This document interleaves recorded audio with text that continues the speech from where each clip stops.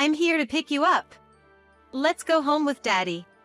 James, who left together with his mistress 9 years ago, cut off all ties with me and our daughter, Barbara. Upon learning something, he reappeared in front of us and approached Barbara. Seeing James, Barbara exclaimed with shocking words. "What? Who's this old man?" James was left speechless by her words, and more was yet to come. "My name is Linda Johnson. I'm a simple housewife who teaches piano lessons. My husband, James, is an elementary school teacher. We met through a mutual friend. I fell head over heels for the sincere and genuine James and confessed my feelings. Having little romantic experience, James was over the moon when I confessed and, from when we started dating, he apparently thought about marrying me. You're the only one who'd marry me, Linda. He'd been saying such exaggerated things since we started dating, and every day he'd propose. Thinking he was probably just sweet-talking, I'd just nod along, thinking marriage was a long way off. Linda, let's get married. But then, on my 25th birthday, he surprised me with an engagement ring.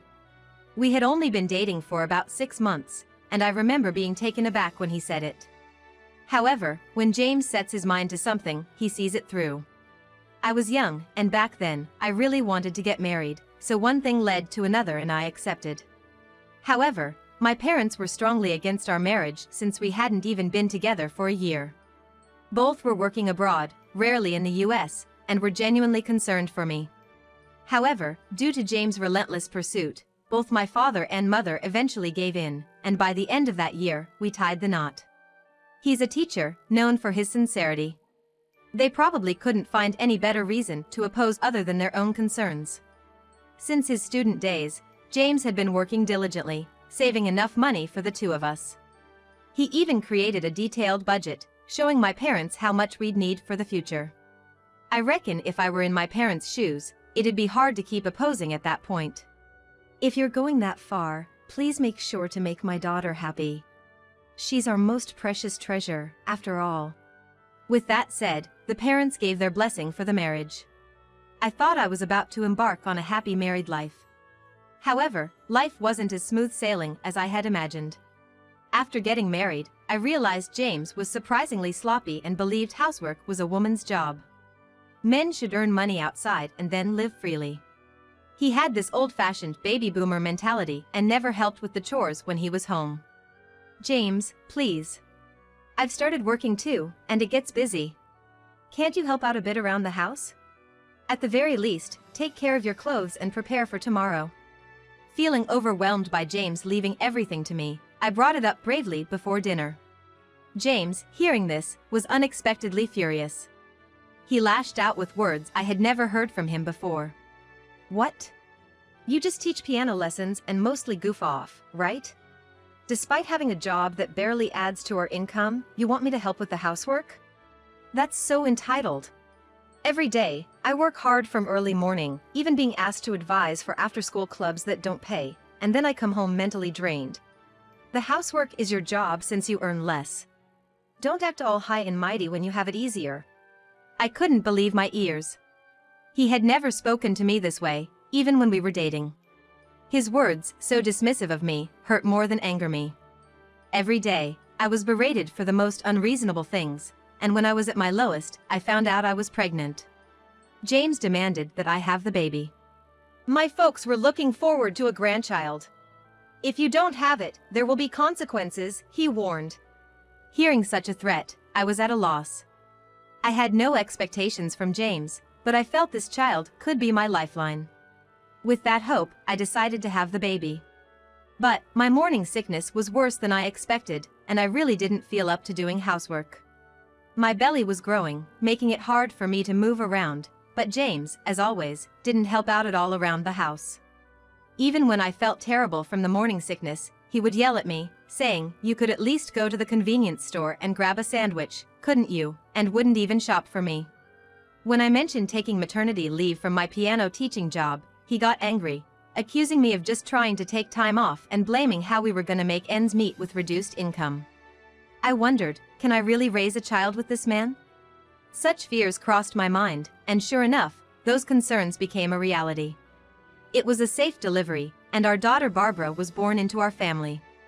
Barbara always smiles, sleeps well, and has truly become the light of my life. Unlike James, she's such a mama's girl, and having her around helps me get through the tough times. I enjoyed every day, cherishing those moments. But something happened to Barbara just before her 5th birthday. She seemed to have a fever. She was lethargic in the morning and had to skip preschool. "Mama, I feel sick." As Barbara lay down, she suddenly complained of nausea and started saying her arms and legs tingled like they were numb. This didn't seem like just a regular cold. I immediately called the hospital, and Barbara had to be taken by ambulance. Fortunately, it was during regular hours, so a specialist was available. Turns out, Barbara had infantile paralysis. Apparently, it was severe, and they diagnosed that she might have lasting effects from it. "What? Doctor, isn't there anything you can do? Can she live a normal life with these after effects?" Hearing the diagnosis alone, I was panicked. I clung to the doctor's arm, crying out, "Please save Barbara!" But there was not much that could be done. There was no specific cure for infantile paralysis, and they told me the only treatment available was symptomatic. I needed to discuss this with James and decide what to do next. I had hoped that at least when it came to Barbara, James would be supportive, but I was too naive. Unexpected words came out of James's mouth. "Barbara's sick. Don't be messing with me. It's probably because you never properly looked after Barbara." James was raging beyond belief, starting to blame me for Barbara contracting polio because of my supposed neglect. At this time in the US, there wasn't a quadrivalent vaccine available yet. The only way to prevent the polio virus was to get vaccinated. To be frank, there wasn't much that could be done if someone caught it. Yet, James kept blaming me entirely, showering me with words that seemed like he was trying to escape responsibility. "What are you gonna do if she ends up with lasting after effects and needs more care? You gonna take full responsibility for her?" James spewed these cruel words without a second thought. Hearing this, something inside me snapped. Why do you push everything onto me when she's both our child? What?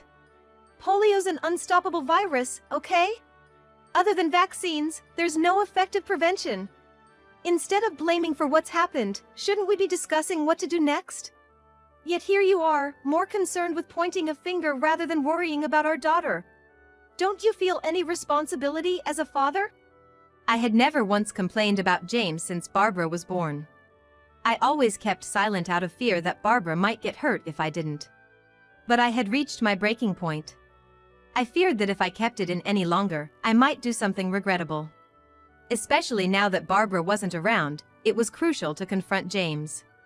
I thought so, and directly shared my feelings with him, but his response was something I never expected. "When did you think you could talk back to me like that?" James gave me a look of disdain, colder than anything I'd ever seen from him. Seeing that expression, a chill ran down my spine. "I didn't raise you to be a defiant wife. You should have just listened and obeyed me. I don't need you anymore. Get out." With that, James started to drive me out of our home.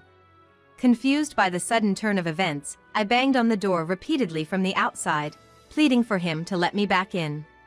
But there was no response from James, and the midwinter air pierced my skin. Why did this happen? Tears overflowed from the sheer pain, and that day, I ended up returning to the hospital barefooted. I left my cell phone and wallet at home. The nurse who saw me turned pale and immediately tended to me. Warm blankets, a drink, and the kind words of the nurses. Tears streamed down my eyes as I felt the warmth of people around me. The nurses contacted my mother and explained the situation. Linda! My mother, who was in the UK for work, decided to come home right away. She took over dealing with James, seeing that I was mentally exhausted. "Leave him to me. You just focus on Barbara. Right now, she's the one fighting the hardest. Pull yourself together." She revived my soul, and it woke me up. I'm not the only one who's hurting. Barbara is still fighting to overcome the virus. Holding on to Barbara's hand as she struggled, she squeezed back, albeit weakly. "I'm gonna fight on." Even without words, it felt like Barbara was telling me that. It made me realize I can't give up either. However, due to Barbara's severe polio, she had paralysis affecting her left lower half. She can move, but not freely at her own will. It's almost like she's numb. But her fever subsided, and she could talk properly. Barbara smiled as if to say she was okay. Who cares about one left leg? This is nothing. Thanks to you for bringing me to the hospital so soon. Heck, I'll even undergo rehab to make this leg move more. So, Mom, please don't blame yourself anymore because of me. Barbara, now regaining her strength, seemed to have realized everything. There were times when I secretly left the room to cry, and I constantly blamed myself thinking, it's all my fault. I was comforted as if she could see right through me. Hey, Mom. Where's Dad? He hasn't visited once. Is he busy? The moment Barbara mentioned her father, my heart sank. Barbara, can you listen calmly? I hesitated to tell the recovering Barbara the truth. However, I didn't want to hide anything from her. If she has to face a painful reality someday, I might as well tell her now. Gathering my thoughts, I told Barbara the painful truth. A divorce? Turns out, James had left Barbara and me to run off with his lover. When my mother went to James' house, everything was gone, except for my belongings. The only thing left on the table was a letter written about a divorce, and there was no trace of him other than that. When my mother tried calling James on the cell she'd given me, he coldly said, "Why would I care for a sick kid? I'm done with you. It's over between us." And with that, he hung up. Later on, when my mother visited his parents' house, they told her about James' current situation. Apparently, James had been seeing another woman for a while, and she got pregnant. Thinking of remarrying her out of responsibility. His parents apologized over and over, saying, "We're truly sorry for our foolish son." My mother talked to me about this, suggesting, "If you want to go to mediation and ask for child support, I'm all in." James' parents also agreed on this. However, I didn't want that. While I can't deny that I'm boiling with anger about everything, my mind is preoccupied with Barbara. I don't have the time to deal with such a deadbeat guy. I conveyed my thoughts to my mother, who, though frustrated, respected my decision. So, Dad cheated. Upon hearing the story, Barbara wasn't shocked. Instead, she thoughtfully uttered the word cheated. Thinking I might have upset her, I hurriedly looked into her face, and out of nowhere, she showed a chillingly bright smile. "In that case, Mom, I have a favor to ask." I was completely taken aback, feeling both scared and surprised by the situation. Listening to Barbara's words, she shared something shocking. 9 years later, Barbara entered 8th grade. She made a remarkable recovery and, after graduating from a special education school, started attending a public middle school. I opened my piano studio on my own. Now, I make a living out of it. Since then, we've faced countless challenges, but Barbara has been resilient, and I often find myself leaning on her for support. Just as I thought our smooth sailing days would continue, I spotted a stranger standing in front of our house. That day, Barbara and I were out shopping, and she was right beside me when I noticed the man. Wondering who he could be, we approached him, only to recognize him, and both of us wore expressions of shock. "I'm here to pick you up. Let's go home with Dad." To our surprise, it was James, the man who had abandoned us all those years ago, waiting for our return. Why was James at our home? More importantly, how dare he show up now after all this time? My anger and hatred surged instantly. Ignoring my evident discomfort, James tried to approach Barbara. "Don't you dare get close to her! Who do you think you are, acting like you're her dad now? What happened to your affair? Aren't you happy with your new family? Don't touch her with those filthy hands." Although Barbara has recovered, her left leg doesn't fully move. If James were to grab her now, she wouldn't be able to get away. Determined to protect her, I stood in front of James, not hesitating to confront him with biting words. "I don't need you. I came to see my daughter. Get out of my way." As he tried to forcibly move me aside, Barbara pulled my hand and, with a bright smile, delivered a shocking statement to James. Who's this guy? A friend of yours, Mom? He looks dirty and creepy." I wish he'd leave our house right now. Huh? Stunned by Barbara's words, James was left speechless. It seems like you're referring to me as your daughter, but my only parent is my mom. I was told my dad passed away when I was young. I don't know you.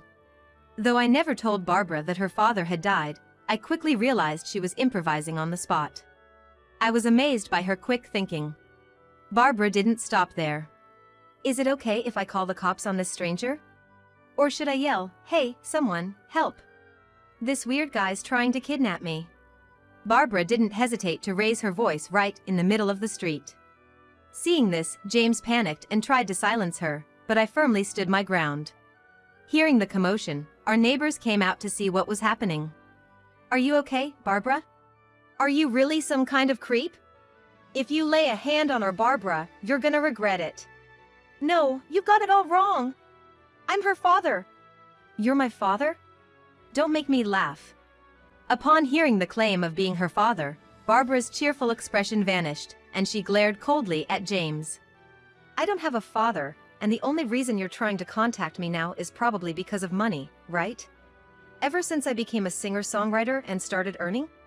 Hearing her words, James was taken aback and seemed lost for words. After that incident, Barbara asked me if she could start taking piano lessons. Dad always told me to focus on my studies and not waste time on things like games, TV, or other hobbies. I should only study hard, he'd say. I later discovered that James had been pushing Barbara to excel academically, always trying to make her the best. Because of this, Barbara would secretly write letters to her friends and refrain from visiting them to avoid getting caught. If your mom finds out, she'll spoil you. So, let's keep this a secret just between the two of us. I remember him saying that. Looking back, it's so creepy. It's not right for a real parent to take away a child's freedom. I finally understood when I saw Barbara laughing mockingly. She hated her father more than I did for robbing her of her life. That's why she said those words to me back then. I love the way our mom plays the piano. When I grow up, I want to have a job related to the piano too. I'm gonna show everyone how wonderful the piano is. At the time, I didn't really get what she was talking about, but now I realized she was determined to prove James, who always mocked the piano, wrong. I realized for the first time that her words back then were filled with such ambition. Barbara was born with perfect pitch and had an extraordinary memory. Once she heard or saw something, she could remember it like a machine. Not only did she quickly memorize sheet music, but her piano skills also improved incredibly fast. On her own accord, she started voice training. Unsatisfied with just the piano, she began exploring various other instruments. On her days off, she'd perform with a guitar in front of the local train station and applied to numerous talent agency auditions. She used her challenges to her advantage, turning them into positive attributes. Because of her beautiful voice and the talent she exhibited at the young age of 14, she started getting offers from TV shows. Now, she tours all across the US as a singer-songwriter. You must be kidding. I came here purely to see you. Then why did you abandon us back then? As the crowd began to gather around us, I loudly recounted all of James' misdeeds for everyone to hear. When Barbara got sick, you abandoned us because your mistress was pregnant, didn't you? When things didn't go your way, you'd shout and throw things around. Haven't you always been the worst kind of person? And now you come here claiming to be a father? Give me a break. Barbara and I have long since erased the memory of ever having a father. Hearing these shocking revelations, the neighbors were disgusted with James, and they stood by me. This is the town where I, Linda, grew up, a place known for its strong sense of community and loyalty. Everyone here has treated Barbara as if she was their own child, helping raise her. To them, it felt like their child was being insulted. The crowd began shouting insults at James. I don't have a father. Why would I ever go back to a scumbag like you?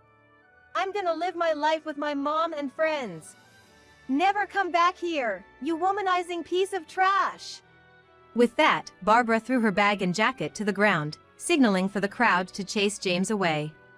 The neighbors shouted at James to get away from Barbara as he desperately clung to my feet. Ah, Linda! Please, help me! I admit I was wrong. From now on, I'll cherish you and Barbara. I'll spend the rest of my life making it up to you. Please, I'm begging you, forgive me. James was on his knees, begging and rubbing his forehead against the ground. But looking at him, I felt nothing but disgust. After everything he'd done, this man believed that a simple apology would absolve him. I wanted to show him that life isn't that easy, so I bent down, put on a wide smile, and motioned for him to lift his head. Look up, James. Linda. Please forgive me. Think I'd get back with a guy like you? Not in a million years. Please never mention mine or Barbara's name again. If you ever show up here again, I'll report you to the police as a stalker. James, thinking he'd be forgiven, looked up only to be met with my eerily cheerful smile, leaving him speechless. He seemed to realize the end was near, standing on the brink of despair. And with that, James walked away from us in a daze. The neighbors were relieved that nothing bad happened to Barbara and me. Some of them, aware of our painful past, even shed tears of sympathy. We'll be here for Barbara from now on, as her dad or big brother or whatever. You're a bit too old to be called a big brother, ain't ya? You got that right. Everyone laughed it off in a cheerful mood, and before we knew it, the atmosphere lightened, and Barbara's smile returned. Apparently, the reason James visited us that day was because Barbara was featured on a TV music show, and he happened to see me there. He was able to find our house since our home also functioned as a classroom. A bit of digging easily revealed our location. Word has it, his current wife is quite the spendthrift, and his paycheck alone couldn't keep them afloat, so he came crying to us for help. Some folks just never change. Guess it's good we tossed him out when we did, Mom? Maybe I should write a new song titled Trash and vent about all our past grievances. Jokingly said, my daughter. As scary as it was hearing those words from her, seeing Barbara enjoy life despite our hardships made me feel a bit glorious.